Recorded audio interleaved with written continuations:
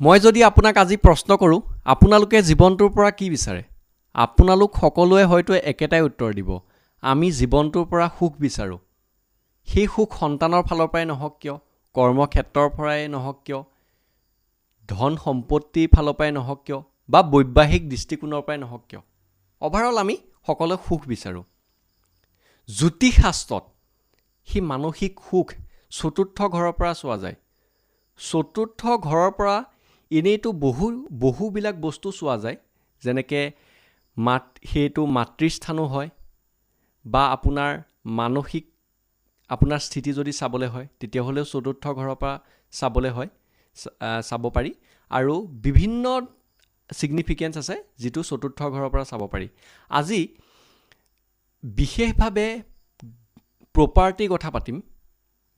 গাড়ী আৰু সম্পত্তি, বাসস্থান, আপুনি থকা ঠাই কেনেকুৱা হ'ব, এইটো ফ'ৰ্থ হাউচে কয়। আজি সেইখিনিৰ ওপৰতে এটা কথা পাতিম। আপোনালোকৰ সন্মুখত এটা ভিডিঅ' প্ৰস্তুত কৰি উলিয়াইছোঁ, আৰু যিসকলৰ জ্যোতিষ সম্পৰ্কে অলপমান জ্ঞান আছে তেওঁলোকে হয়তো এই ভিডিঅ'টো বেছিকৈ বুজি পাব বা তেওঁলোকে ৰিলেট কৰিব পাৰিব। চাওক, এতিয়া মই কিছুমান কম্বিনেশ্যনৰ ওপৰত কথা পাতিম, আপোনালোকে শুনি যাব। চতুৰ্থ ঘৰৰ মালিক যদি শুভ গ্ৰহ হয়, মানে শুক্ৰ বা গুৰু, চতুৰ্থ ঘৰত মানে আপোনাৰ যিটো ৰাশি পৰিছে তাৰ অধিপতি গ্ৰহ যদি শুক্ৰ বা গুৰু হয়, তেতিয়াহ'লে বহুত ভাল, কাৰণ কেন্দ্ৰৰ জেগাত শুভ গ্ৰহ বহুত ভাল প্ৰভাৱ দিয়ে বুলি কয়। সকলোবোৰ গ্ৰহেই দিয়ে, কিন্তু শুভ গ্ৰহ চতুৰ্থ স্থানত, কাৰণ আপোনাৰ সেইটো অন্তৰৰ জেগা ন, হাৰ্টৰ জেগাও সেইটোৱে হয়। গতিকে ইয়াত সেইকাৰণে ক্ৰুৰ গ্ৰহ যদি আহে, সূৰ্য, শনি, মংগল আহিলে, তেতিয়াহ'লে হাৰ্টৰ ইছ্যু দিয়ে এনেকুৱা মানুহৰ। ঠিক আছে বাৰু, সেইটো বেমাৰৰ কথা মই পিছত কেতিয়াবা পাতিম। আজি প্ৰপাৰ্টি কথা পাতিবলৈ আহিছোঁ, যিহেতু প্ৰপাৰ্টি কথাই পাতিম। ঠিক আছে, যদি ইয়াত মংগলৰ প্ৰভাৱ পৰে তেতিয়াহ'লে, আৰু ইয়াত আচলতে যদি নিচস্থ মংগলৰ প্ৰভাৱ থাকে, তেতিয়াহ'লে এনেকুৱা মানুহে বনোৱা ঘৰ পায়, মানে তেওঁলোকে প্ৰপাৰ্টি ডাইৰেক্ট কিনিব পাৰে। ঠিক আছে, মানে ঘৰ গৈ পেলাই বনাবগৈ নালাগে। আৰু যদি শুভ নিচ মংগলৰ প্ৰভাৱ নপৰে, তেতিয়াহ'লে এনেকুৱা মানুহে মাটিও কিনিব পাৰে। ঠিক আছে, আৰু যদি শনি বেয়া প্ৰভাৱত ইয়াত বহে, তেতিয়াহ'লে এনেকুৱা মানুহ সদায় আপোনাৰ বেলেগৰ ঘৰতে ভাড়া ঘৰত থকাৰ সেইটো যোগ কয়।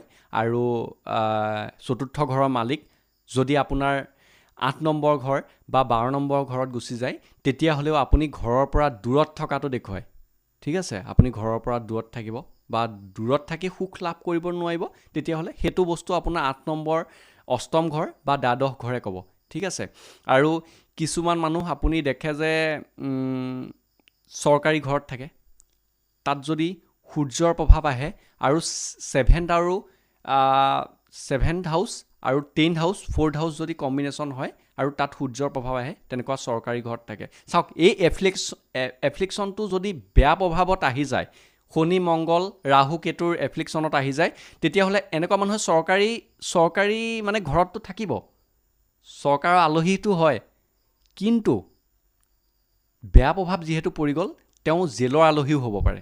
সেইটো এটা চৰকাৰী আৱাসেই হয়, কিন্তু যদি বেয়া প্ৰভাৱ আহে আপোনাৰ সিমানো বেয়া হ'ব পাৰে, আৰু যদি ভাল প্ৰভাৱ আহে তেতিয়াহ'লে আপুনি চৰকাৰে আপোনাৰ ঘৰ এলট কৰিব, তাত আপুনি থাকিব পাৰিব।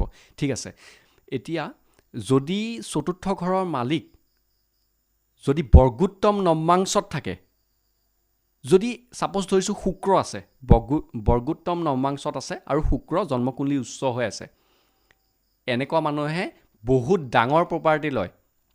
তাত যদি ৰাহুৰ প্ৰভাৱ আহি যায়, তেতিয়াহ'লে কেইবাটাও প্ৰপাৰ্টি লোৱা যোগ দেখুৱায়। আৰু শনি নৱমত, আৰু যদি আপোনাৰ ছেকেণ্ড হাউচ খালী থাকে, তেতিয়াহ'লে আপোনাৰ 3টা প্ৰপাৰ্টি যোগ বনে। ঠিক আছে, এইটো এটা বেলেগ সূত্ৰ, লাল কিতাপৰ সূত্ৰ, এইটো বাদ দিছোঁ। তাৰ বাহিৰে আপোনাৰ যদি চতুৰ্থ ঘৰত গুৰুৰ প্ৰভাৱ আহে, তেতিয়াহ'লে গুৰু কেতুৰ প্ৰভাৱ আহে, তেতিয়াহ'লে আপুনি হয়তো পৰিৱেশৰ ভাল, আপোনাৰ গাঁৱলীয়া পৰিৱেশ বা তেনেকুৱা ধৰণৰ চহৰৰ যান জঁট বৰ এটা আপুনি ভাল নোপোৱা মানুহ, তেতিয়াহ'লে যদি আপোনাৰ গুৰু কেতু চতুৰ্থ ঘৰত বহিছে। ঠিক আছে, যদি আপোনাৰ সিংহ ৰাশিত চতুৰ্থ ঘৰত যদি আপোনাৰ চতুৰ্থ ঘৰৰ মালিক সূৰ্যই বহিছে বা শুক্ৰ বহিছে, তেতিয়াহ'লে আপোনাৰ ঘৰটো চেণ্টাৰত হ'ব পাৰে। এটা প্লেচৰ, ছাপ'জ ধৰি লৈছোঁ নগাঁও, আমাৰ নগাঁৱকে ধৰি লৈছোঁ, নগাঁৱৰ আপোনাৰ চেণ্টাৰত ঘৰ হ'ব পাৰে, তেতিয়া মুখ্য জেগাত তেতিয়া ঘৰ হয়, ঠিক আছে। আৰু যদি ইয়াতো ঘৰৰ কথা পাতিছোঁ আৰু প্ৰপাৰ্টিৰ কথাও লগত পাতি আছোঁ, মানে আপোনাৰ মাটি বাৰী লোৱাৰ সেয়াৰো কথা পাতি আছোঁ, যিহেতু ইয়াত মংগলৰ প্ৰভাৱটো অতি তাৎপৰ্যপূৰ্ণ, ঠিক আছে। মংগলৰ প্ৰভাৱ থাকিলে বহুত ভাল প্ৰপাৰ্টি ল'ব পাৰে, ঠিক আছে। কিন্তু মংগল বেয়া হৈ গ'লে প্ৰপাৰ্টিৰ লগত প্ৰব্লেমো হয়, ঠিক আছে।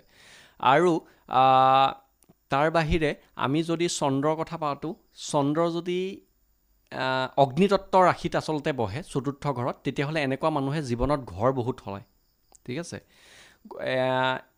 চাওক, এইটো ভিডিঅ' যদি মই বনাবলৈ যাওঁ 1 ঘণ্টা 2 ঘণ্টা 3 ঘণ্টা যিমান মই কওঁ চতুৰ্থ ঘৰৰ বিষয়ে বা ধন সম্পত্তিৰ বিষয়ে কম হ'ব।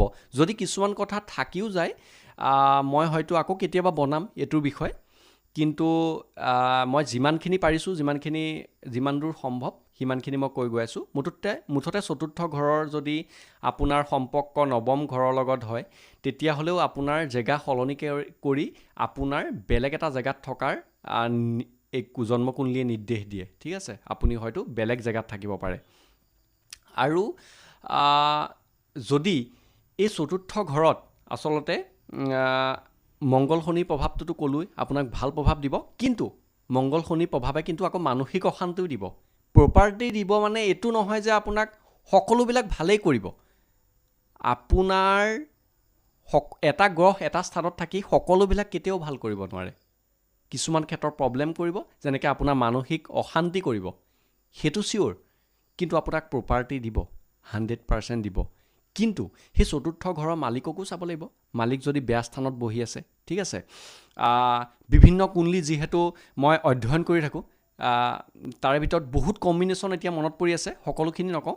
এটা কম্বিনেশ্যন কৈছোঁ যে আপোনাৰ যদি 8 নম্বৰ ঘৰৰ কানেকশ্যন চতুৰ্থ ঘৰৰ লগত হৈ গ'ল, বেয়া কানেকশ্যন যদি হৈ গ'ল, এইটো এফ্লিকশ্যন হৈ গ'ল, তেতিয়াহ'লে আপোনাৰ প্ৰপাৰ্টি নামত ফ্ৰড হ'ব পাৰে, 1 নম্বৰ কথা। আৰু যদি শুভ সম্পৰ্ক হৈ যায়, তেতিয়াহ'লে আপোনালোকে, আৰু তাত ৰাহুৰ সম্পৰ্ক আহি যায়, অষ্টম ঘৰৰ সম্পৰ্ক চতুৰ্থ ঘৰৰ লগত হওক, আৰু তাত ৰাহুৰ সম্পৰ্ক যদি আহে, তেতিয়াহ'লে আপোনালোকে হঠাতে প্ৰপাৰ্টি পোৱাও যোগ হয়।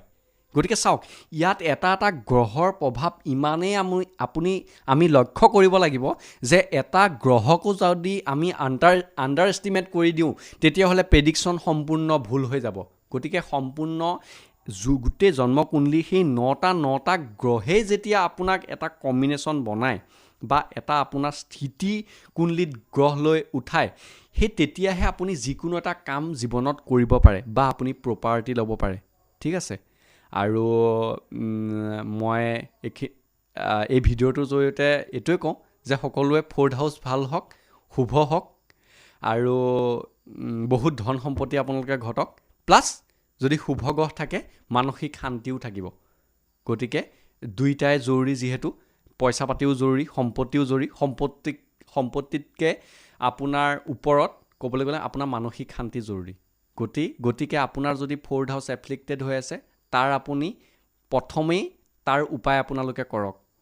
কাৰণটো আপোনালোকে সকলো যদি থাকে, যেনেকৈ চন্দ্ৰকেতু সকলো থাকিলেও ছেটিছফেকশ্যন নাপায় এনেকুৱা মানুহে, ঠিক আছে। বাকী এতিয়া এটা কথা ওলালে আৰু কথা বাঢ়ি গৈ থাকে। চন্দ্ৰকেতু এনেকৈ মানুহক ঘৰৰ এড্ৰেছ নকয়, ঠিক আছে, বা ভুল এড্ৰেছ কৈ দিয়ে। এতিয়া চাওক, মই এটা যিহেতু টপিকত আছোঁ, সেইটো কাৰণে এটা সীমাবদ্ধত আছোঁ, কাৰণ মাথাত বহুত কথা আহি থাকে, যিহেতু মই স্ক্ৰিপ্ট লৈ পেলাই আপোনালোকক মানে এষ্ট্ৰলজি এই ভিডিঅ'টো বনোৱা নাই, ঠিক আছে। ধন্যবাদ। জয় শ্ৰীৰাম।